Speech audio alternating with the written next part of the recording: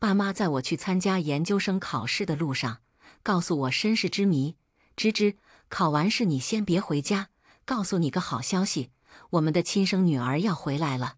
我以为爸妈在开玩笑，我哥却抱抱我，芝芝，是真的，以后你不能喊我哥喽。见我脸色苍白，爸妈笑了，这孩子该不会以为我们的亲生女儿回来了，他还可以继续赖在这个家，喊我们爸爸妈妈吧。我哥像以前那样宠溺地揉我脑袋，傻芝芝，快醒醒，以后我们只能做陌生人喽，明白吗？站在考场门口，我的脑袋一片空白，还没从自己竟然不是爸妈的亲生女儿这件五雷轰顶的事中回过神来。前一秒还在帮我检查准考证考试专用笔袋没带齐的哥哥季北，已经拿手在我面前晃晃，嗤笑。不是，芝芝，你这什么表情？你该不会是不同意我亲妹妹回家吧？可她才是真千金，你只是假千金，冒牌货！你这些年霸占着本该属于她的一切，难道一点都不觉得内疚，还想和她抢？可我才刚刚知道自己的身世，连缓冲一下的时间都没有，脑子里还是早上我爸亲自下厨，祝我一举高中；我妈不顾严寒，穿上旗袍祝我旗开得胜；我哥推掉重要的会议，亲自开车送我来考场的幸福画面。他们怎么前一秒还对我关怀备至，下一秒就用看恶毒假千金的表情，警惕地防备我，告诉我以后就是陌生人了。我只能死死地咬住牙关，心寒得在滴血，还要强颜欢笑。没有，恭喜你们一家团圆，我先进去考试了。极北脸上的防备终于化作宠溺，拍拍我的肩膀，这才乖，快进去吧，好好考试。我妈指着她一身漂亮的旗袍说：“芝芝，当年妈妈就是穿着这身旗袍，你高考才一举夺魁的。相信妈妈，这身战袍肯定能够保佑你研究生也能一举高中。”哦，呸呸，差点忘了，已经不能说妈妈了。芝芝，以后你就喊我阿姨吧。来，先改口喊一句阿姨给我听听。我妈用炙热期待的眼神，期待从我口中听到阿姨两个字。可面前的女人是我喊了23年的妈妈呀！我鼻尖酸得厉害，眼泪拼命忍着才没滚落下来，喉咙很堵，唇瓣几度张合，一个字都喊不出来。他们却好像没看见我的情绪在崩溃的边缘。我爸竟然端着一脸笑催促我：“芝芝，快喊叔叔阿姨呀！你要是现在不习惯改口，等我们的亲女儿回来，她会多心的。那孩子心思敏感。”我们不能伤他的心，知道吗？我整个人犹如被推向无间地狱，心都要死了。万念俱灰，艰难地挤出4个字：“叔叔，阿姨。”我爸小心翼翼地观察我的表情，似松了口气，朗声大笑：“哈哈，这就对了吗？以后就这么叫。”我妈用力抱抱我：“宝贝芝芝，快进去考试吧，一定要考个好成绩。”这一刻，我特别想歇斯底里地咆哮。真想我考个好成绩，为什么不等研究生考试结束再告诉我？现在告诉我，我还能好好考试吗？可是我什么都问不出口，只能拖着漂浮的步伐走进考场。转身之际，强撑的眼泪再也绷不住，大颗大颗掉下来，怎么擦都擦不完。入场安检时，老师发现我眼睛又红又肿，问我怎么了。同学，任何事都没有考研重要。快调整一下自己的状态！我拼命忍住眼泪，点头。都说上岸第一件，先斩意中人，而我还没有上岸，倒是先被家人斩了，真讽刺。其实何必这么急着和我撇清关系呢？多等我2天，让我心无杂念地参加完研究生考试不行吗？我攥紧手中的签字笔，心疼到麻木，却不得不直面现实。他们找到了真千金，不想再要我这个女儿和妹妹了。好吧，那就如你们所愿，我不会死皮赖脸不肯走的。等2天的研究生考试结束，我会立刻离开这座城市，永远消失在你们面前。上午8:30至11:00，第一场考试是思想政治理论。我强迫自己静下心来，想想这1年为了考研吃的苦，就算天塌下来也要保持冷静。不能被糟糕的心情影响考试。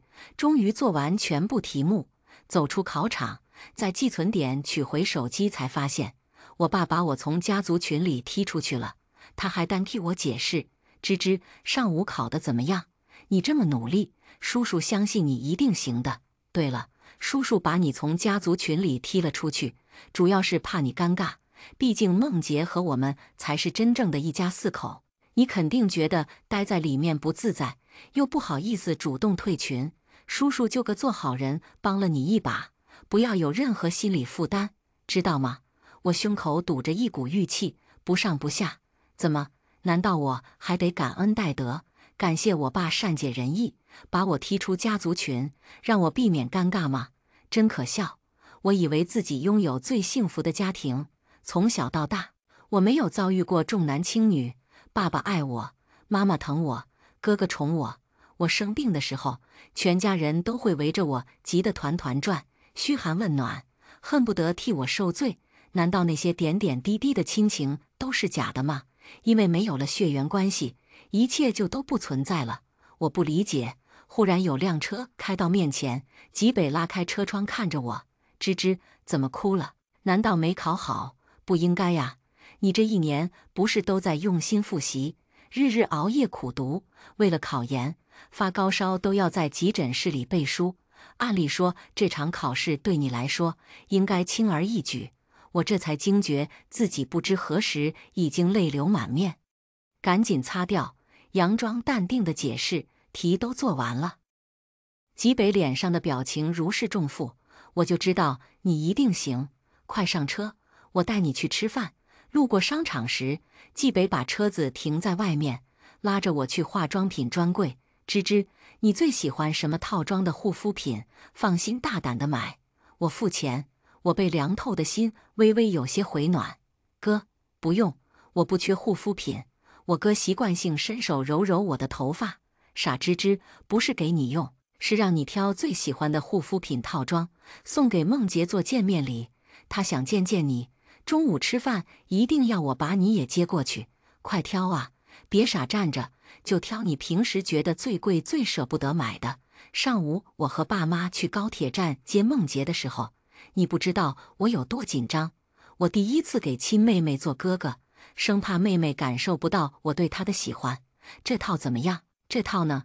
太难选了，要不全都买回去让她自己挑。我整个人都僵化了。所以吉北不是特地去考场接我吃饭的，而是为了讨真千金梦洁的欢心。我鼻子酸涩的厉害。哥，我可以不去吗？吉北微微皱眉。为什么？芝芝，难道你不喜欢他？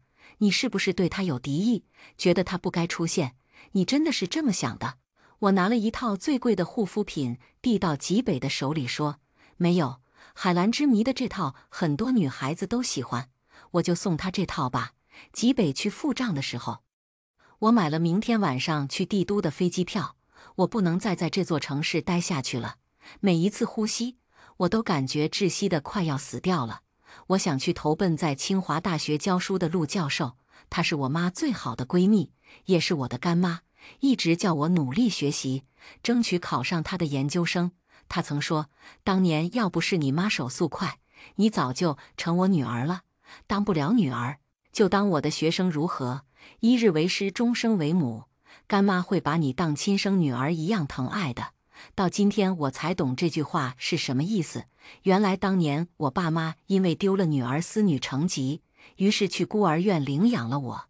我给陆教授发微信，但是直到我随纪北到了饭店，都没有等到陆教授回复我的消息。我和纪北到饭店的时候已经快1点了。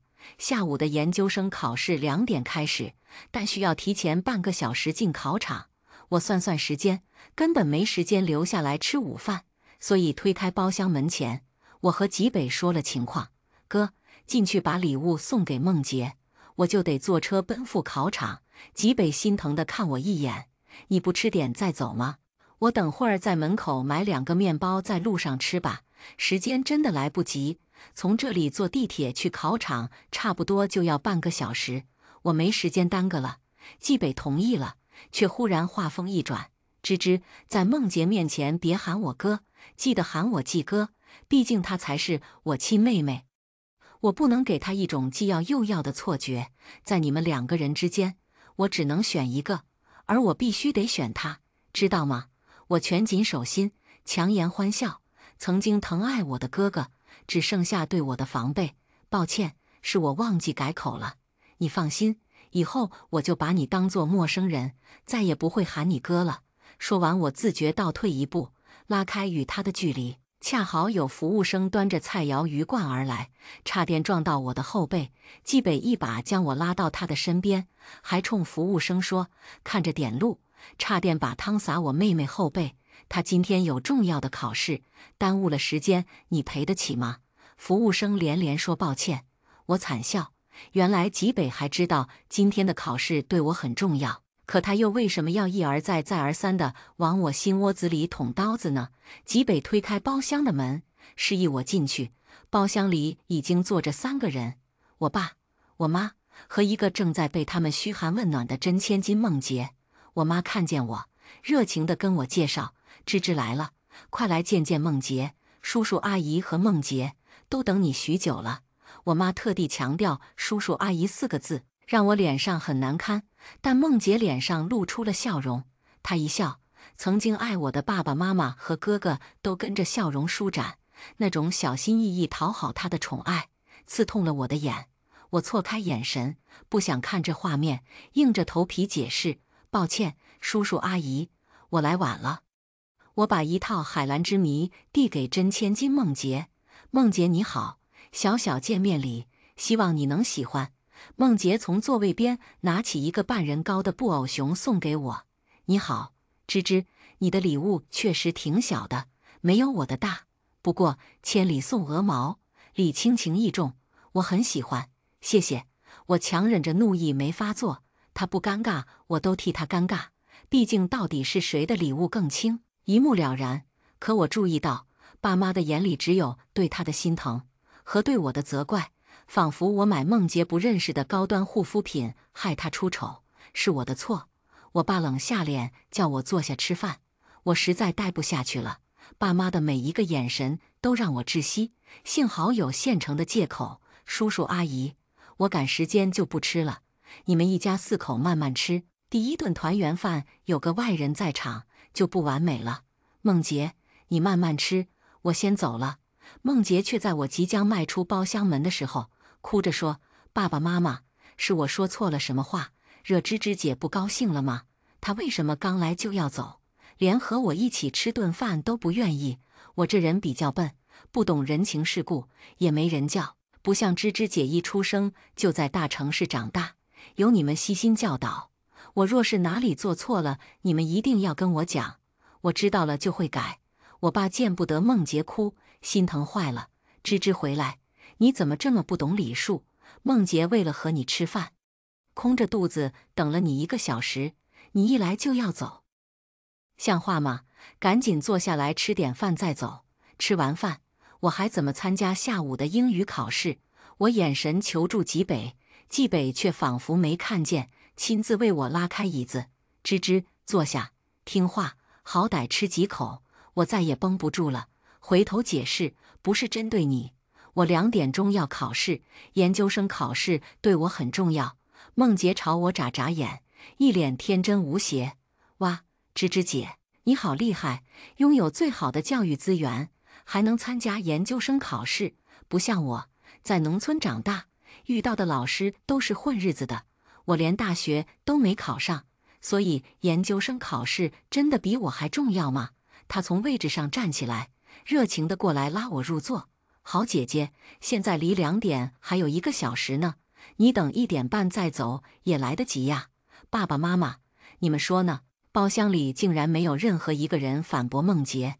明明早上离考试还有1个半小时，妈妈就催促我赶紧走：“芝芝，快点，考试要提前半个小时入场，别迟到。”现在他们却像集体失忆，一个个不敢看我，却热情附和梦洁：“宝贝闺女说得对，天塌下来也没有你重要。”我的心坠入冰窖，失望至极，再也控制不住自己的怒意，正想怼回去，忽然手机上传来了陆教授的微信回复：“宝贝芝芝，当然欢迎。我看到你妈发的朋友圈，她找到亲生女儿了，太好了，芝芝，你要不要来做我的女儿？这2天一定要好好参加研究生考试，考试结束就来帝都。我冰寒刺骨的心里终于照进一缕暖阳。你们说的对，谁的女儿谁心疼。我妈来微信了，她喊我赶紧去参加考试，我得听我妈的话。叔叔阿姨再见。我妈猛地站起来，脸色骤变。芝芝，你在胡说什么？你妈不就是我？啪的一声，我摔上包厢门走出去，将我妈剩下的话隔绝于脑后。季北在饭店门口追上我，拉住我的手臂。你闹什么？难道我不知道你赶时间吗？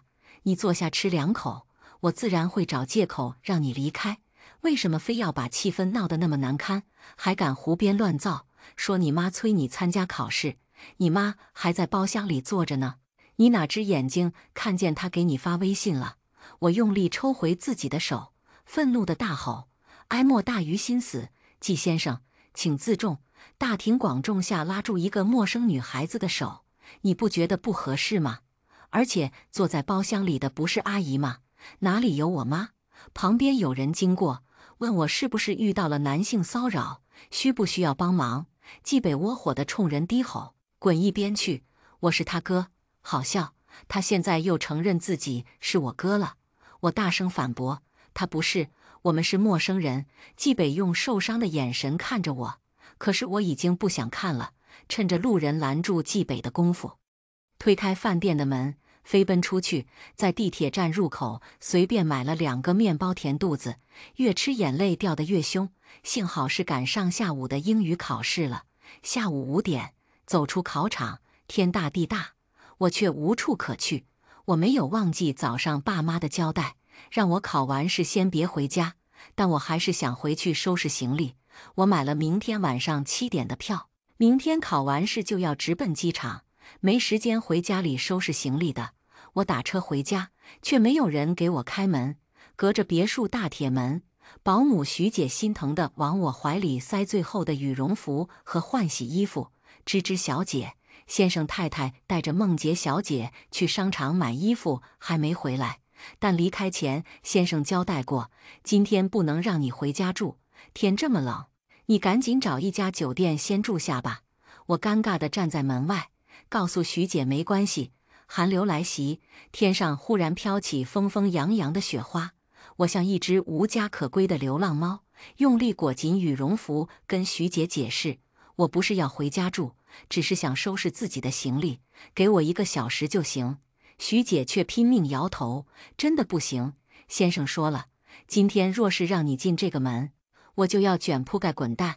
芝芝小姐，我家里有2个孩子在上大学，就指望这份工作养家糊口，供他们交学费，我不好为难保姆。站在铁门外，冻得瑟瑟发抖。那你帮我收拾可以吧？衣服首饰都是家里给我买的，我都不要。但是我这些年的获奖证书、学历证书之类的，是靠我自己的勤奋换来的，你帮我取出来。东西就在我卧室的保险箱里，密码是074523。徐姐大概也知道我已经被扫地出门，好心点头。芝芝小姐，那你等等我马上去给你收拾。谢谢。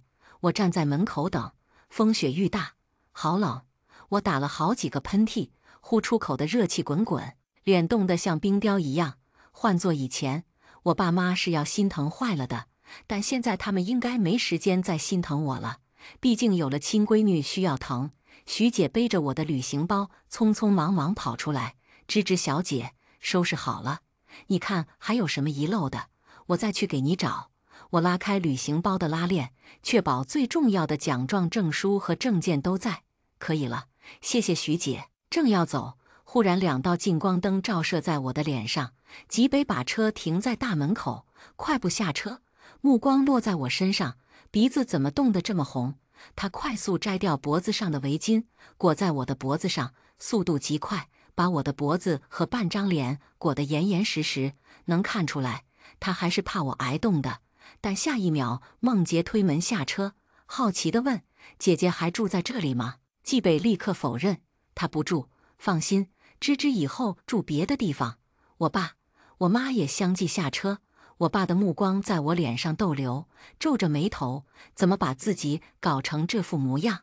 不是给你订了酒店吗？季北，快送你妹！嗨嗨，我是说快送芝芝去酒店休息。我摆摆手，不用了，我想打车去医院。我可能发烧了，我感觉整个人晕乎乎的，虽然额头还不是很烫，但明天的2场专业课考试对我至关重要，我不能生病的，必须把病魔扼杀在摇篮里。却听到梦洁搂着我妈的手臂，小声嘀咕：“芝芝姐怎么站在风中，把脸冻得又青又紫，搞得好像谁欺负她一样？她不会是故意装的吧？”季北要开车送我去医院的动作一顿，目光审视地看着我，似乎在思考梦洁的话。下一秒，季北皱眉：“你在发什么疯？就不能乖一点，非要把自己弄成这副鬼样子给我看？”我如溺水之人，差点没喘过气来，眼前一片眩晕。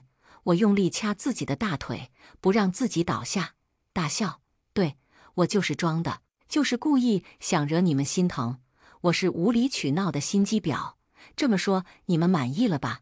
极北的眼里闪过一丝慌乱，可是我已经不想像乞丐一样在玻璃碴里找糖吃了。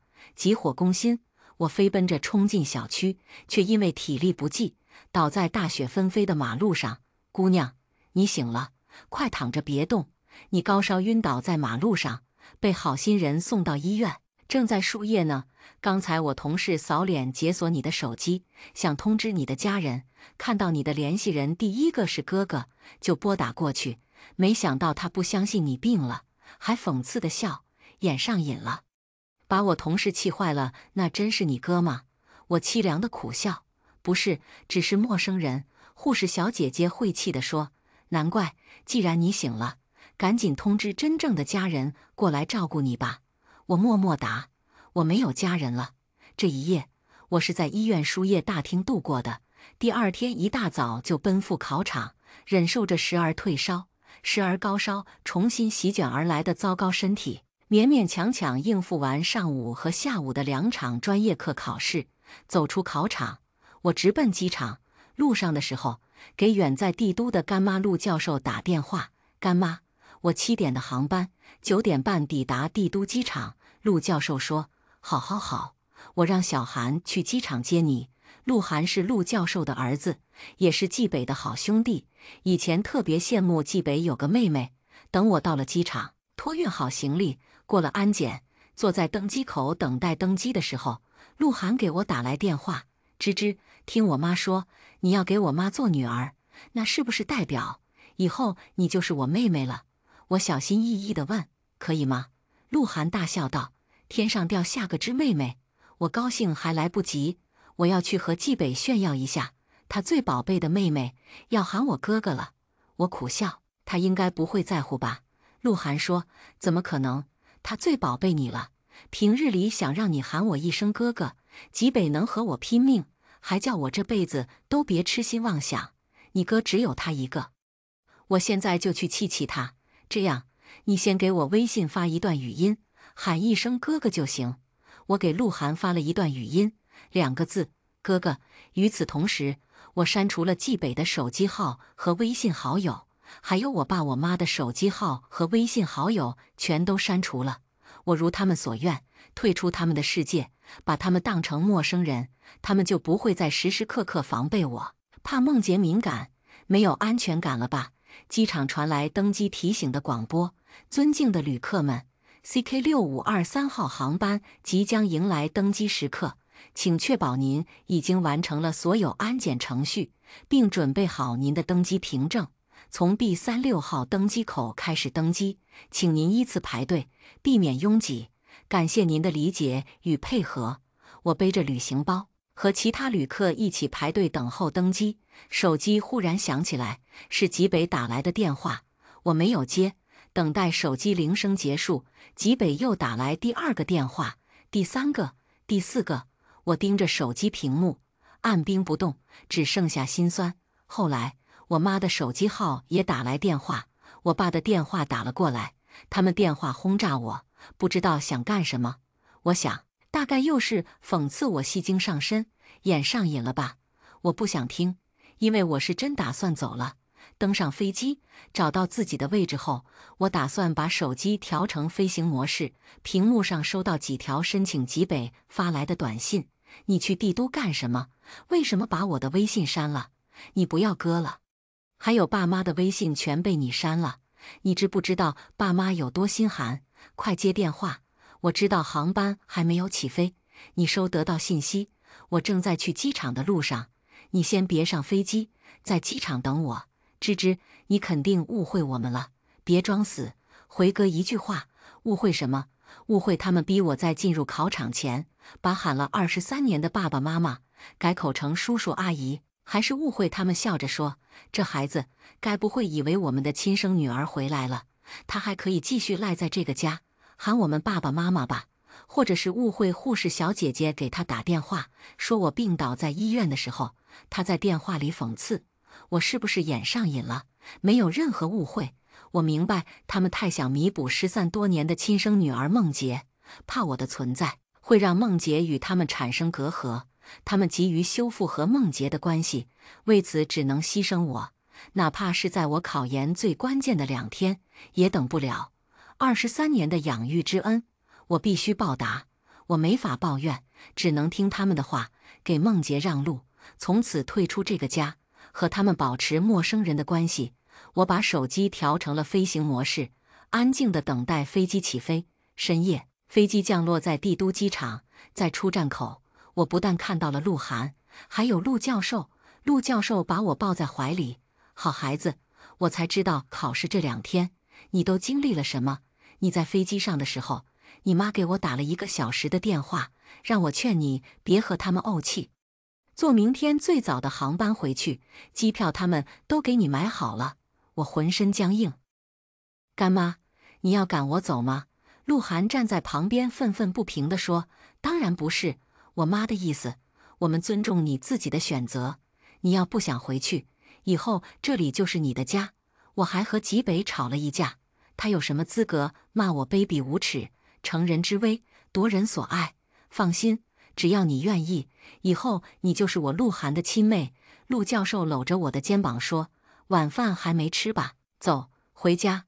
我点点头。陆教授给我整理额头上的碎发，意外发现我额头很烫，他惊呼，怎么这么烫？发烧了？没事的，妈，我吃过退烧药了。陆教授一愣，随即笑得合不拢嘴，去掉1个干字，听着果然更亲切了。好好好，以后就这么叫，妈爱听。本来23年前，你就是我在孤儿院一眼看中的女儿。当时我把照片发给方文，她抢先一步去办了你的领养手续。当时把我气的呀，是闺蜜我又不能和她计较。没想到兜兜转转，我们母女的缘分又续上了。离开机场，鹿晗负责开车，我和陆教授坐在后排。陆教授给我看他和我妈的微信聊天记录。陆沁书，你说什么？芝芝是赌气才来帝都的。你在他研究生考试的时候，让他喊你阿姨，你是真不打算要芝芝这个女儿了？方文，要，肯定要，我自己养大的孩子，怎么可能不要？就是想压一压他的情绪。不然我怕他觉得我亲生女儿抢了他现在的生活，会对梦洁有敌意。人只有在得不到的时候才会格外珍惜。我只是想等他研究生考试结束后，哭着回来求我们不要抛弃他。我肯定是会把他这2天受的委屈加倍补偿回去的。看着聊天记录，我大哭。原来我妈还是要我的，可是竟然以这种方式，先打压，再施恩，让我感恩戴德，倍感珍惜，像卑微的小狗，摇尾乞怜，求他们要我。恐惧在一瞬间涌上心头，我心里最后一根亲情的弦彻底崩断了。手机响起来，是我妈打来的。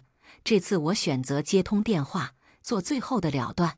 11，方文在电话里焦虑地说，芝芝，你终于接妈妈的电话了，你是不是下飞机了？妈妈让你哥买了明天的机票，你坐明天最早的航班回来。听话，别打扰你陆阿姨，她平时教书做研究很忙的。我语气平静，摁下免提键。方阿姨，我妈并不介意我的打扰，哪有做母亲的会嫌弃女儿回家？妈，你说是吧？陆教授连连点头。对，方文，你就别操心芝芝了，我会把她照顾好的。梦洁刚回家，更需要你的关心，忙不过来的是你。方文可能太急了，破口大骂：陆沁书，你什么意思？你真要和我抢女儿？芝芝是我一把屎一把尿养大的，你养过她一天吗？就敢当她的妈妈？白嫖一个这么优秀的宝贝闺女，你要脸吗？陆教授说：我尊重芝芝自己的选择。我含泪做了断，我的选择就是听方阿姨的话，从此做个陌生人，然后给自己找个新家。方阿姨，没有别的事，我挂了。等等，芝芝，方文哭了。我知道你只是在和妈妈赌气，就像你昨天晚上故意在门口挨冻，想要惹我心疼一样。你赢了，真的，妈妈昨晚一夜都没睡好，梦里全是你高烧难受的样子，妈妈心疼坏了。想到昨晚自己孤零零的在医院输液，其他人都有家属陪伴，我委屈的眼泪控制不住的滚落。我惨淡一笑，我没有故意挨冻，昨晚是在医院熬过去的，白天在考场额头是滚烫的，现在还在发烧。您满意了吗？方文声音愣住，怎么会这样？妈妈不知道。芝芝，对不起，原谅妈妈好不好？妈妈错了，妈妈一定会弥补你。我摇头，不用了，就这样吧。方阿姨，祝您和亲生女儿梦洁母女团圆，祝你们一家4口永远幸福，这样才不辜负我逼自己做个陌生人。我挂了电话，把方阿姨的手机拉入黑名单，还有她老公、她儿子的手机号全拉入黑名单，如他们所愿，彻底退出他们的世界。他们还有什么不满意的呢？12，我随陆妈妈住进了清华职工宿舍，这里学习的氛围很浓。等待研究生考试初试成绩的这段日子里，我每天泡在图书馆，为复试做准备。虽然考试那2天我的状态糟糕透顶，但得益于我这1年的辛苦努力，我觉得自己应该能进入复试。果不其然，成绩公布那天，我卡着最后1名的成绩进入了复试名单。陆妈妈说，要是考试那2天没有遇到糟心事，我宝贝女儿的成绩可以更好的。我擦着额头上一抹如释重负的冷汗，俏皮地打趣：幸好过了。妈妈，复试能给我走后门吗？我要考的就是陆妈妈的研究生，面试肯定给你开后门，笔试得靠你自己。我抱着陆妈妈撒娇，下次我会以最好的状态参加复试笔试，保证考个好成绩，不给妈妈丢脸，也不给别人在背后蛐蛐我走后门的机会。妈妈，我一定会用实力证明自己，让你面上有光。复试，我以笔试第1名的成绩进入面试。面试的时候，面前坐着3位教授，陆妈妈明目张胆地给我开后门，对其他2位教授说：“这是我女儿要考我的研究生。”惹得另外2位教授哈哈大笑，竟然在面试的时候与我唠家常，很愉快的面试气氛，和我面试前想的完全不一样。白紧张了。录取名单公布那天，吉北给我打电话：“妈妈看到你被清华录取的消息，高兴的病倒住院了，你快回来一趟。”她在病床上心心念念的只有你。陆妈妈也叫我回去，方文养育了你23年。他病了，你应该回去的。不过我听说他这次病倒，是因为梦洁和他吵架，把他气病的。我陪你一起回去开导他。13，飞机落地，我看到季北在出站口接我，他手里举着高高的牌子，牌子上写着：“恭喜我最爱的妹妹芝芝荣归故里。”可我心里毫无波澜，已经不是那个祈求疼爱的可怜虫了，反倒是季北抢过我的行李箱，小心翼翼的嘘寒问暖，问北方的天气那么干，我能不能受得住？问北方的东西不好吃，我有没有想念家乡的美食？我疏离而不失礼貌地夺回自己的行李箱，说：“季先生，不用担心，我一切都好，吃住都很习惯。”季北的眼神很受伤，不敢置信：“你叫我季先生？”我点头：“季先生。”季北心里憋闷，一拳狠狠砸在路过的柱子上，鲜血淋漓。陆妈妈哎呦一声：“你这孩子，破坏公共设施要罚款的。”我也说：“你发什么疯？就不能冷静一点，非要把自己弄成这副鬼样子给我看？”一句话落下，像是隔着时光狠狠在抽打季北的脸。他眼神破碎：“芝芝，你还在记恨我当初对你的无心之言？后来我去医院查了，你确实发烧了。对不起，我早就肠子悔青了。可是你看不见，也不给我任何机会补偿。芝芝，再给哥哥一次弥补的机会，求你了。你小时候最黏我了，你都忘了吗？”说到最后，他如千年怨灵。鹿晗那小子有什么资格半路截胡，直接摘胜利果实？能够每天听到你喊他哥哥，你知道每次他和我嘚瑟，我有多嫉妒吗？我淡淡的说：“确实不记得了。走吧，去医院。”14，我们来到医院，刚走到病房门口，就听到里面有人在吵架。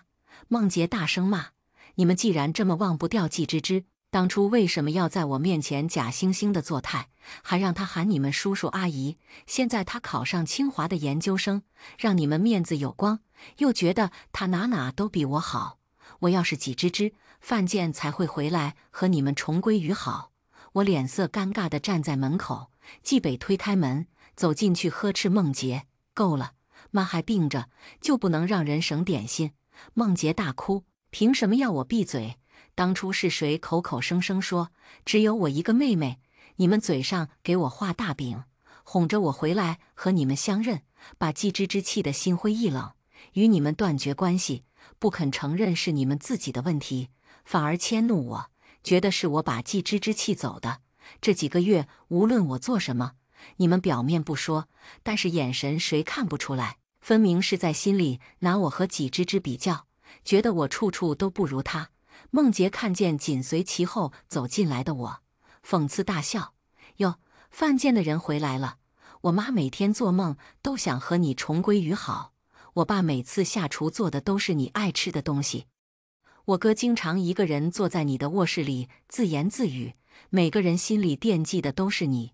果然得不到的才是最好的，一旦得到就不被珍惜。你现在是不是很得意？”他推开我，委屈地跑了出去。我心里毫无波澜，觉得梦洁说的对。曾经的父母看见我，老泪纵横，全都用炙热的眼神看着我。方文激动地想要下床：“芝芝，你终于回来了！”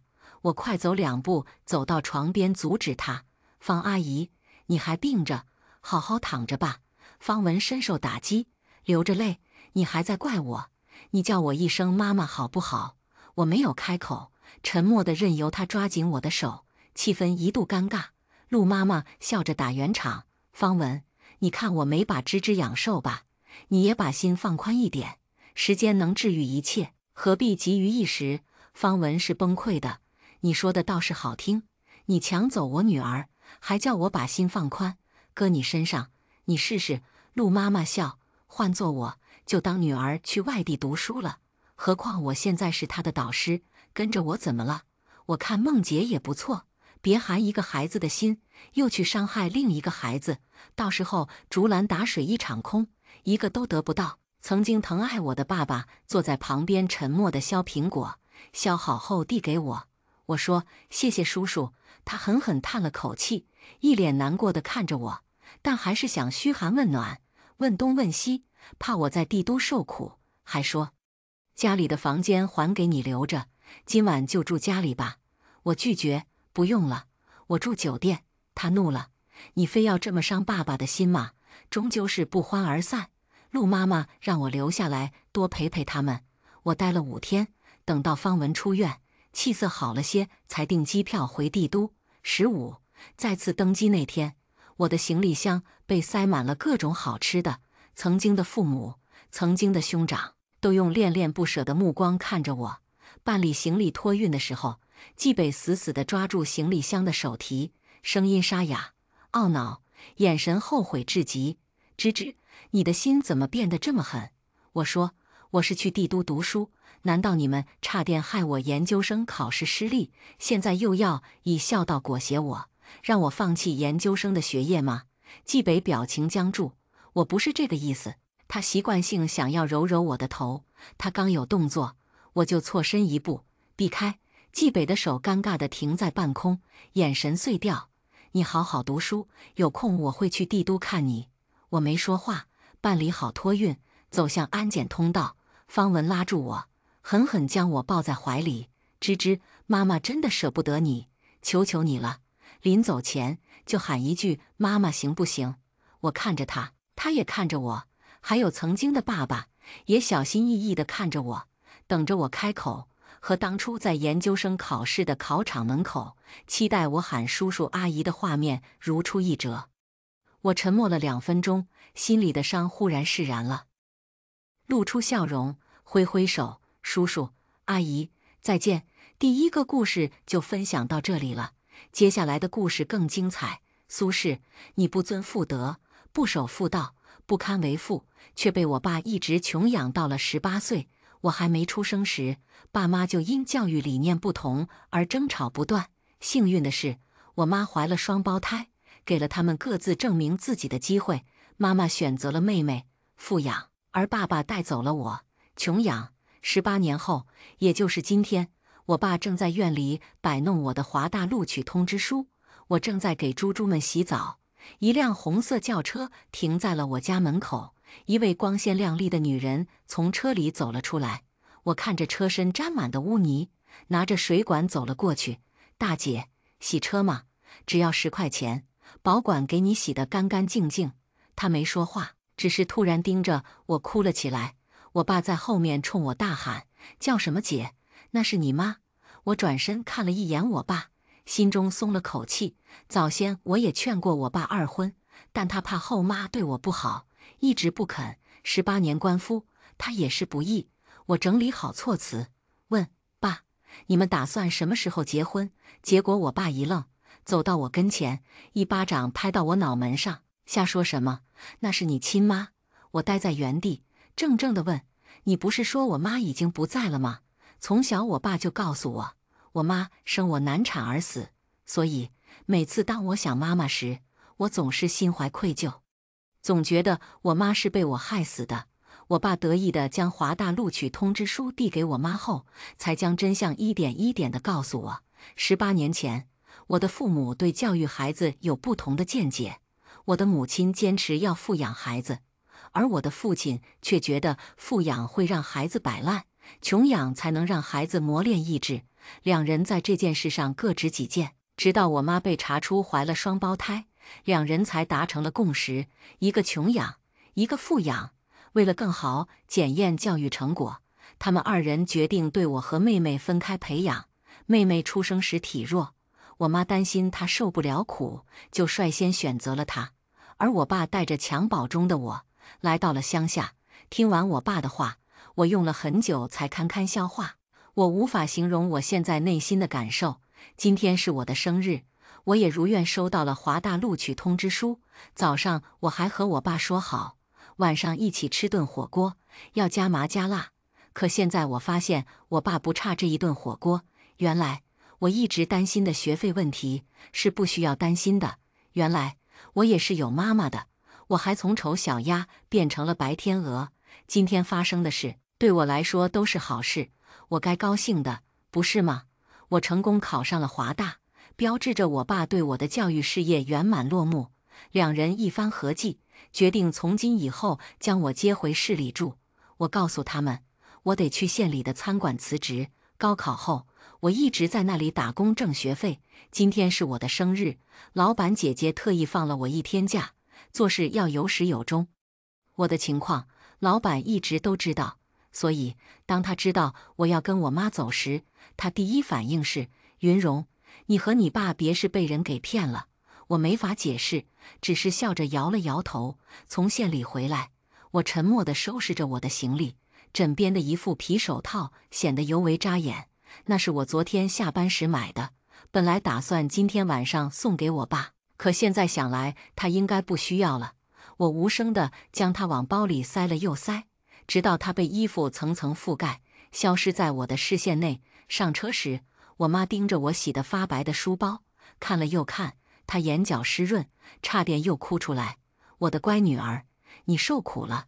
她的话让我的心像湖面上投入了一颗小石子，微有波澜，却又迅速归于平静。她柔声对我说：“蓉蓉，妈妈在家里将你所有东西都备好了，这些不需要的，咱就扔了吧。”我爸早已上了车，他在旁边附和着我妈的话。我将书包护在身前，闷闷地说：“可是爸爸说过的，要勤俭节约。”闻言，我妈刮了我爸一眼，我爸脸色有些羞红。不过车子一发动，羞红很快就淹没满面红光中。我爸他正高谈阔论着自己的教育心得，他说他为我特意跑到这乡下，为我忍受了很多很多。他说他这18年都是为了我，他为我用心良苦，所幸我不负他所望。谁家家长有他这么负责？我该知足的，我该感恩的，不是吗？唐家位于江海市西郊。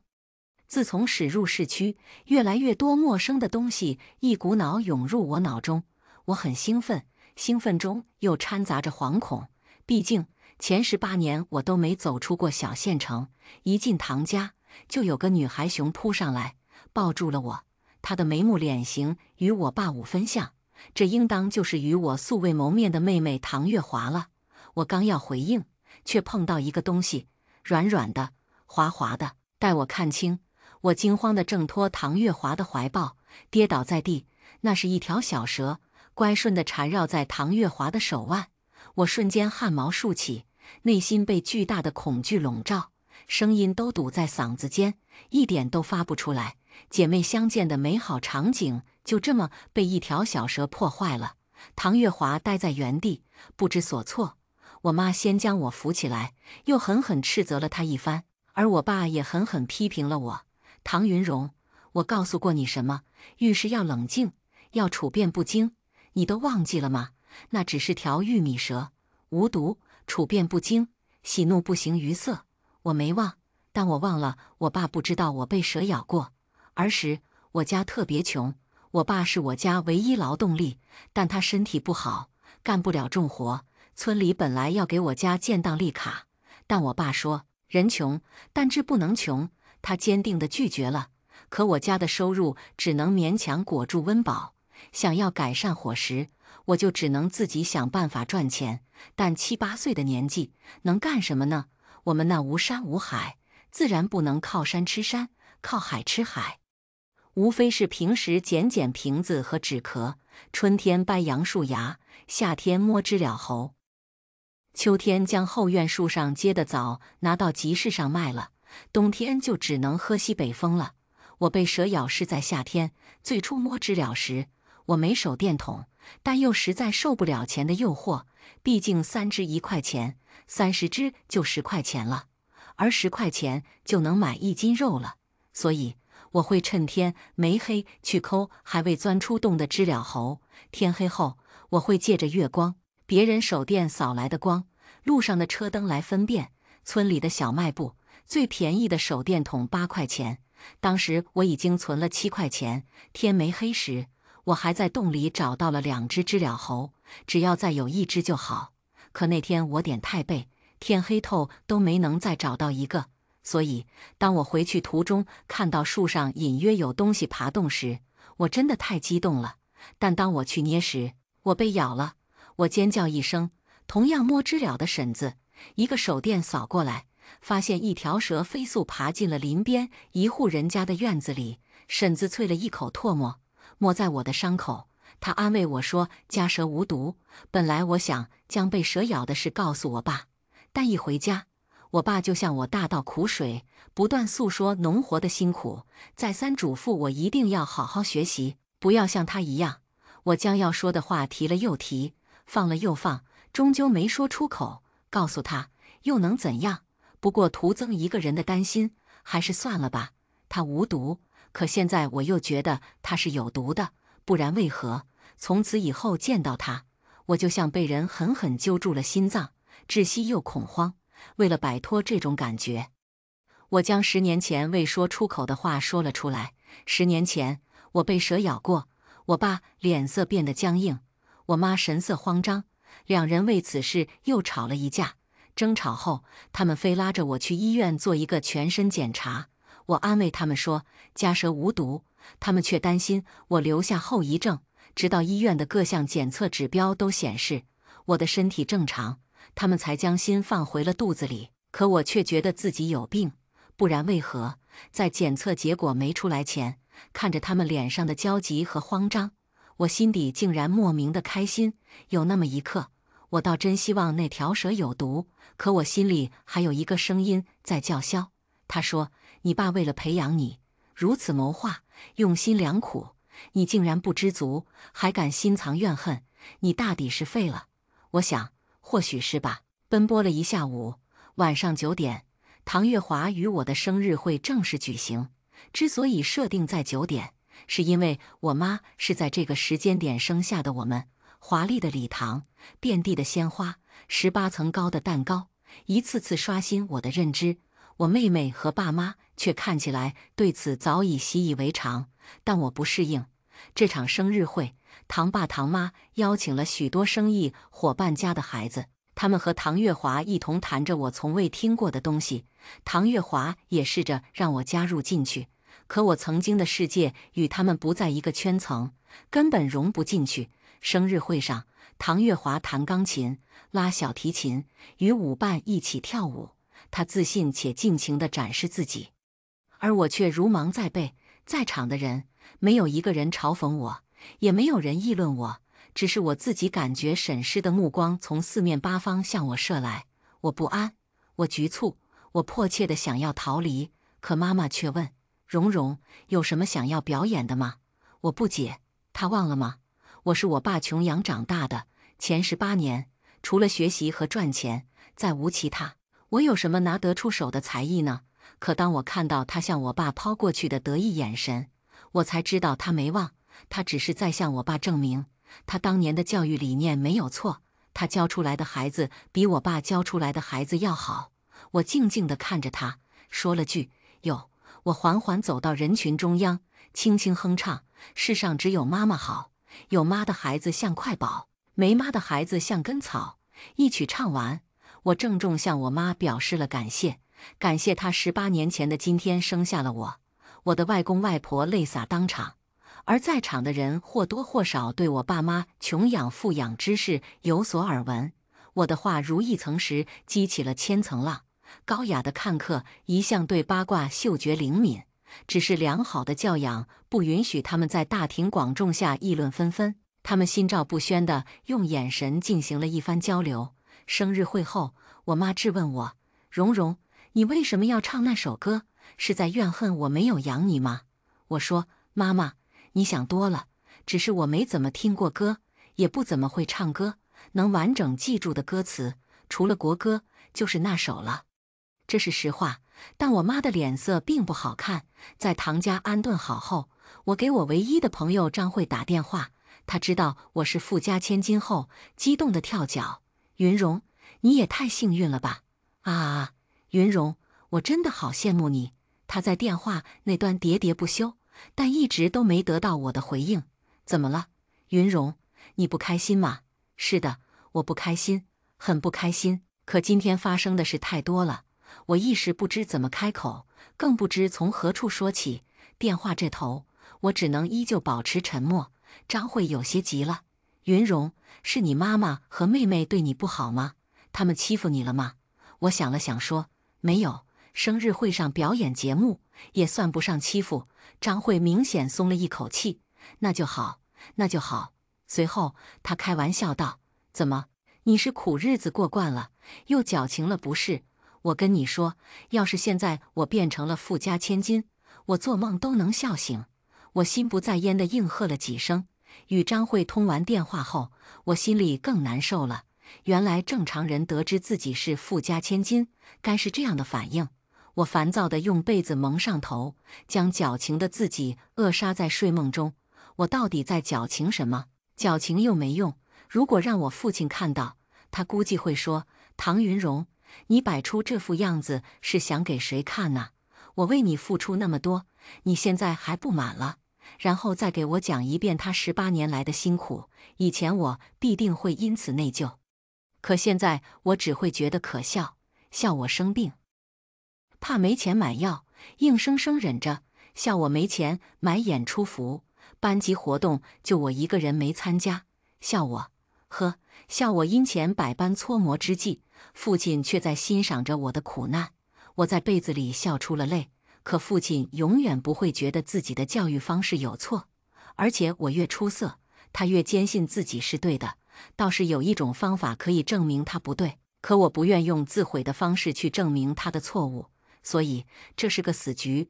我只能如褒简般地调整自己的心态，一点点去弥补亏空18年的自己。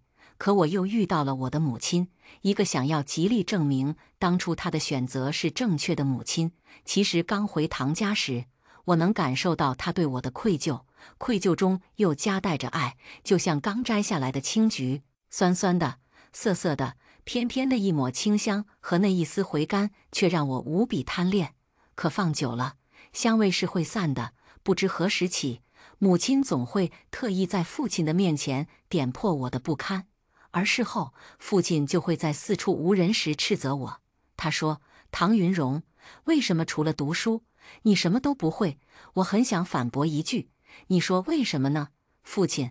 可我没说出口，因为我知道，一旦我出声，又会是一场无休止的争吵，且吵得毫无意义。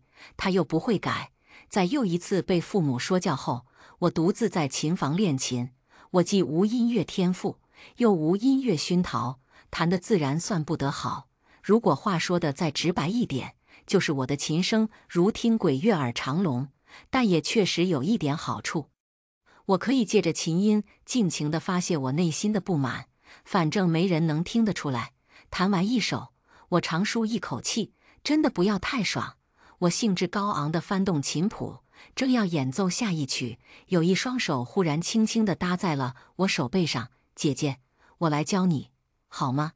由于我弹得太入迷，都不知唐月华何时站在了我身后。他眉目温柔，眼中满是真挚，阳光从窗口挤进来，洒在他身上，就像镀了金身的神女。我鬼使神差地点了点头。他的手指纤长，指尖有薄茧，略显厚实，相互交叠间，优美的音符从我们的手下接连迸发。一曲完毕，他亮晶晶地看着我：“姐姐不愧是学霸，比我当时学得快多了，真厉害。”对上他赞赏的眼神，我顿觉有股暖流疏通经脉，畅游全身。我心中雀跃，脸红地朝他一笑。这是我18岁生日以后第一次发自内心的高兴，以至于我没好意思告诉他，其实我更喜欢那些杂乱无章的音符，虽不悦耳，却能让我尽兴。我音乐造诣不高，但我却看得出来，月华是真的热爱音乐。随着他的手指翻飞，每个音符在他手中都仿佛被注入了生命，他们与他一起舞动、跳跃，与他一起奔向远方，去看广阔天地，去见浩瀚人生。可我们的母亲似乎只把这当做了炫耀自己教育成果的工具，没有灵魂，毫无生机。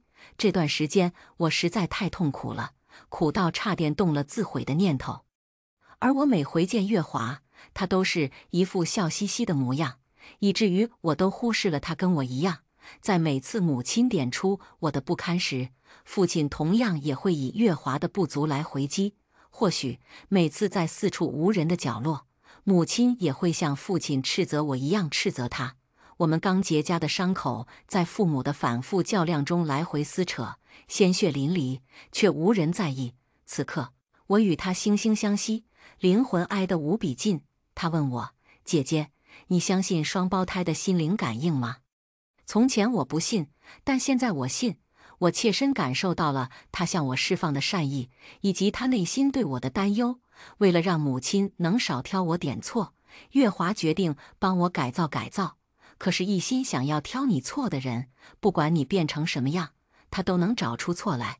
但这话我没说，因为我不想给关心我的人泼一盆冷水。月华打算先从母亲挑出错处最多的地方下手。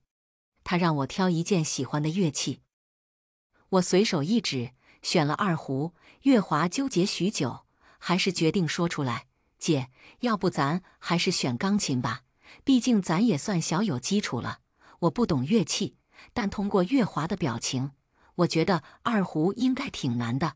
我冲着他眨巴了下眼睛。好，那我选钢琴。事实证明，月华不仅多才多艺，更是个好老师。这2个月的时间里，除了钢琴，他还教了我许多其他东西，比如绘画、书法、跳舞。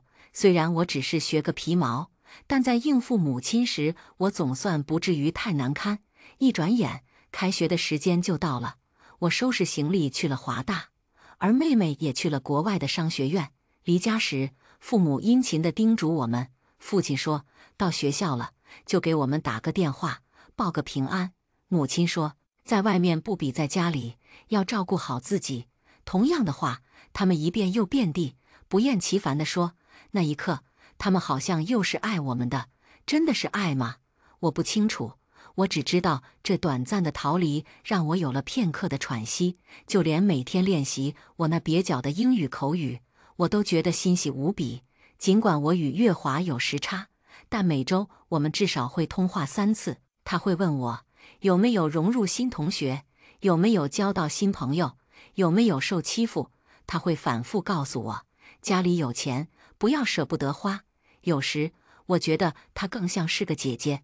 父亲也会给我打电话，他总说我是白眼狼，给了钱以后就不知道联系。可明明他给我的那张卡，我从来都没动过，他连看个卡的余额都不愿。除此，父亲问的最多的就是我的成绩，我并不想告诉他，所以每次我都是敷衍了事。次数多了，他就开始气急败坏。可这关我什么事？我心已经硬了，早就不贪恋青桔了。我现在只喜欢水蜜桃，是月华用他的爱治愈了我，抚平了父母割裂的窗口，而我也正笨拙地将爱回馈给他。上天偶尔也会公平。我有诸多不足，却有读书的天分。大学的课程对我来说很轻松。大一上学期末，我的绩点是年级第1，而我妹妹多才多艺，却不擅长读书，或者说她不喜欢商科。为了能让父亲少拿这事在母亲面前显摆，我开始给月华补课。国外教材与国内不太一样，但我思维模式转换得很快。每回教完月华，他不吝赞美：“姐姐，你太厉害了！”在我们的共同努力下，他的成绩明显提升。但我却在上课过程中发现了他对管理学的排斥，甚至可以说厌恶。我试着问他：“妹妹，要不我们换个专业？”月华眼中闪过一抹欣喜，但很快又被失望取代。妈妈不会同意的。我如鲠在喉。是啊，母亲不会同意的。没事啦，姐姐，我会试着喜欢的。视频中，月华笑得爽朗，可明明最难过的人是他，他还反过来安慰我。我瞒着他，在一次与父亲的通话中提起了此事。爸，能不能让月华换个专业，比如音乐，他很喜欢的。但我话还没说完，就迎来了父亲劈头盖脸的一顿骂。他说我恶毒，说我小年纪不学好，只想着争家产。他的话越说越难听，我心中愤怒的火焰也越蹿越高，蹿到一定高度，便如沉寂多年的火山瞬间爆发。父亲，你扪心自问，前18年，你在我身上到底付出了多少钱？你也可以去查查那张卡，看看我有没有动过里面的钱。之前的我在父亲面前一直都很听话懂事，所以他现在一定很生气。但父亲，你先别气，听我把话说完，请您不要在母亲面前吹嘘自己的教育了。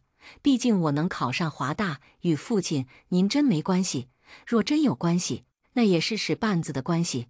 你这个不孝女，我实在不想再听别人骂我。我挂断了电话，附带一键关机。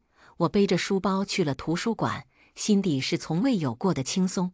晚上开机后的手机里满是消息提醒，我轻轻一拉，红点全部消失，然后点开了月华的头像。他问：“姐，你与爸爸吵架了吗？”我母亲反馈消息挺及时的。他又问：“是因为我吗？”我回：“不是。”他们骂你了吗？妹妹回我：“没有。”在我强烈的要求下，我们开了视频通话，见他真没事，我才放下心来。此事过后，父亲很久都没再联系我。母亲偶尔会打电话来，问我过得怎么样，还说要给我打钱，我拒绝了，因为一旦用了他们的钱，就意味着我将在他们面前丧失自己的话语权。我不愿这样。姐姐，你暑假回家吗？我本来不打算回去的，但一想，若是我不回去，月华将会独自一人承受压抑，连个能诉说的人都没有，我将不自删去。留下了回，点击发送。回到江海市后，月华悄咪咪地带我去了一所公寓，公寓不大，但很温馨。姐姐，这是我用在国外演出赚的钱买的房子，没动账上的钱，爸妈不会知道的。他又说，以后这里就是我们的秘密基地了。2把钥匙，我与月华各一把。在唐家，父母依旧会相互挑我们的刺，但我们会跑到小屋里相互取暖。子女总拿父母的错没办法，所幸我已经能做到左耳朵进右耳朵出了。看着眼前笑靥如花的妹妹，我想她的境界一定比我高。月华喜欢在公寓里做小熊饼干，神态各异，惟妙惟肖。她说做小熊饼干的过程很治愈。我与月华借着公寓的掩护，度过了一个还算不错的暑假。我比月华早1周开学。那天，他特意做了许多小熊饼干，又用精美的礼盒包装起来，嘱咐我到学校再吃。我开玩笑说现在就要拆开，他说他用小熊饼干许了个愿，如果现在打开就不灵了。我不信，我猜他一定是准备了礼物，不好意思当面送给我。妹妹脸皮薄，我懂。我小心翼翼地将饼干放在了背包里。月华开车将我送到了高铁站。临走时，他对我说了句话，人声嘈杂，我没能听清。我背着包，拖着箱，在候车室反复回想：旅客们请注意，巨次列车开始检票，有乘坐巨次列车的旅客请到。我起身，准备拉着箱往前走，猛地，我心脏一疼，耳朵听清了月华的那句话。他说：“姐姐，你下次回来，爸妈一定都会喜欢你的。”我留下行李箱，向外狂奔，被我一路撞到的人骂骂咧咧，可我没时间跟他们道歉。坐在出租车里，我心脏跳得厉害。我报了公寓的地址，请让司机加速往那边赶。我又拨打了，司机师傅说：“要是没事，姑娘，你这算谎报警情，是会被拘留的。拘留就拘留吧。”我只求千万不要像我想的那样，月华，一定不要有事。我到公寓时，救护车还没到。我边喊月华的名字，边用钥匙开门。公寓里没人应我，我似有心灵感应般的打开了浴室的门，入目一片嫣红。月华割腕了，月华被送进抢救室。我背着包在外面焦急地等待，死死盯着门口的灯。突然，我想起了小熊饼干。我把包拿到胸前，颤抖地拆开了礼盒，饼干洒了一地，里面躺着一封信。姐姐，展信佳，实话说，与你相见的第一天，我是不喜欢你的。与你被蒙骗不同，我是自记事起就知道你的存在。比起认识你，我更先认识你的名字，因为妈妈总会拿你的成绩单来与我作比。她说，我的学习环境比你优渥那么多，没有道理不如你。可我真的努力了，却还是考不过你。慢慢的，我开始害怕考试，因为每次我不如你时，妈妈都会掐我的大腿根，地方隐蔽，不易被人察觉。妈妈像揠苗一样，想要将我拔高。后来她许是发觉我读书真比不过你，就又帮我拓宽了赛道。我被迫学了很多东西，妈妈要求我事事争第一。虽然我很累，但看见妈妈的笑容，我又觉得没那么累了。更幸运的是，我还在此过程中遇见了此生挚爱音乐。只有在那里，我才感觉自己是自由的。我麻木的神经总能因为音乐变得鲜活。然后你来了，起初我确实存了吓唬你的心思。18年的攀比，我真的喜欢不起来你。可是看着生日会上局促的你，我心里像被插了刀子。妈妈用我最爱的音乐伤害了你。原来我们都是可怜虫，甚至你比我还要可怜。我不如你时，妈妈依旧会掐我大腿根。可我不怨你了，姐姐，对不起，我最初伤害了你。我怀着愧疚向你释放善意，真好，你没有排斥我。姐姐，你学习能力确实强，但以后还是不要从事音乐方面的工作了。听说爱笑的女孩运气不会差，姐姐不要总是皱眉了。我们一起笑一笑啊，妈妈还是老样子，不应该说比之前更变本加厉了。因为有了爸爸的加入，妈妈知道我不喜欢管理学，却还是坚持要我学。大学真的是一点都不令人期待啊！我的成绩果然还是不好。过年那天，妈妈又掐了我。更糟糕的是，我发现自己竟然对管理学产生了生理性厌恶，一学就心中作呕。但好在有姐姐，我还能勉强应付这门课。可我学的真的很痛苦啊！第2学期结束，我没告诉妈妈我的成绩，可她还是知道了，连带着你的，她也知道了。她要的第1，我又没做到，腿有些痛。我回公寓时，又听到爸爸在电话里说你了，我真的很难受。姐姐，你说爸妈爱我们吗？我想应该爱的吧，毕竟云荣、月华多么美的名字，可为什么这份爱如今却让我这么痛苦呢？是我的问题吗？不，我觉得是他们的问题。可为什么他们不觉得自己的教育方式有错呢？我很想知道，妈妈真的富养我了吗？爸爸穷养你的好处又在哪里？难道家庭好的孩子就考不上华大吗？我不理解，更不懂。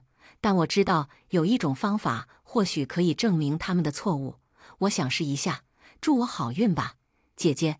我们总要有一个人好好活着吧，以后一定要照顾好自己。带着我那份月华流，我的泪水打湿了信纸，字迹晕染开来。我以为月华爱笑是因为他爽朗，是他心里强大，却没想到他心中这么苦。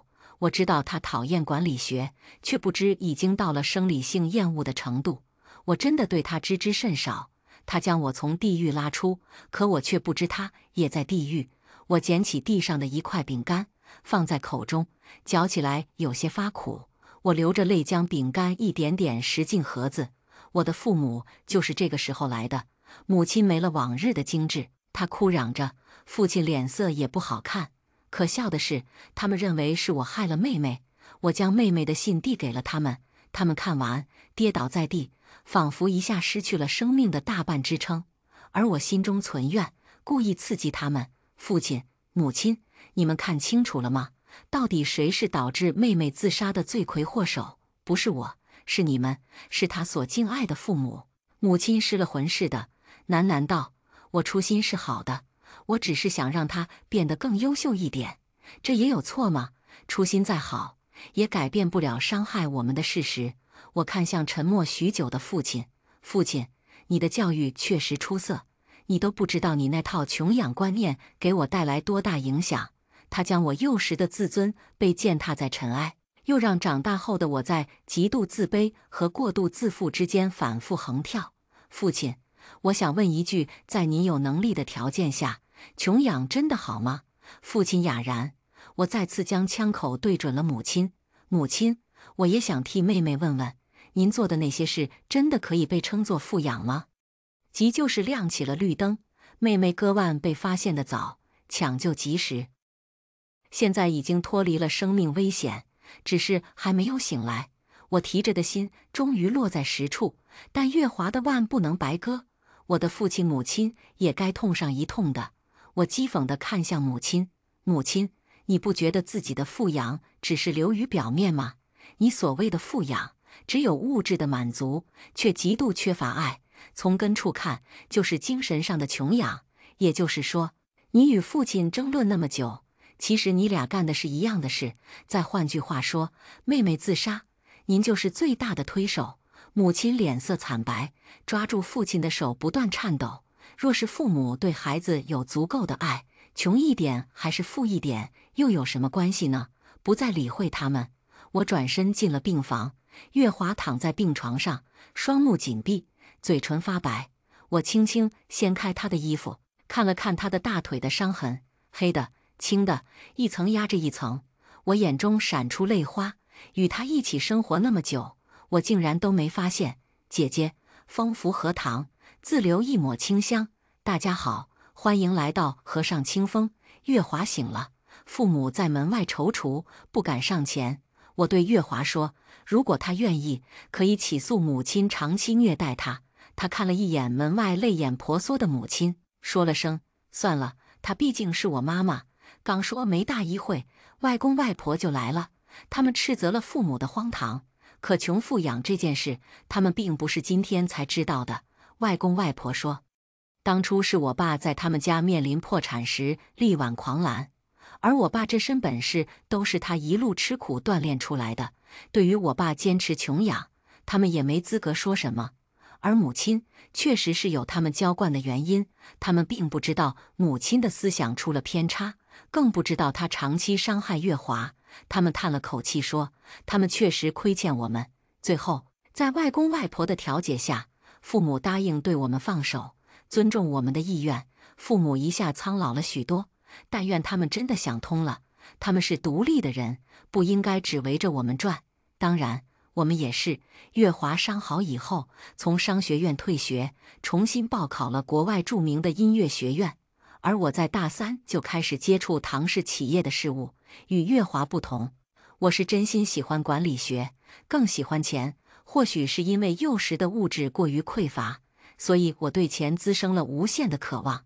它们厚厚的堆在那里，垒在那里，就这样摆在那不动，就能带给我满满的安全感。我与月华终于都选择了自己的热爱。10年后，月华成了国内外著名的大提琴演奏家，我则全面接手了唐氏企业，带着一步步唐氏做大做强，成为了国内知名的企业家。周围人都说我的父母生了2个好女儿，他们乐于听到这样的奉承，奉承多了，不知他们怎么就成了教育专家。唐氏新品发布会结束，我一出门就看到了我的父母，他们正满面红光地与人传授着自己的教育心得，一如接我从村里回来的那天一样。有记者采访，问我，你认为你父母说的教育方法怎么样？我说，不可行。可父母只相信父母的，总听不到孩子的声音。我闭了闭眼，听说前2日城西秦家也生了双胞胎。今天的故事就分享到这里了。如果您喜欢这个视频，请为我点个赞和订阅。如果您有任何建议，都可以在评论区留言告诉我。希望今天的故事在你心中留下清香。我们下期视频再见。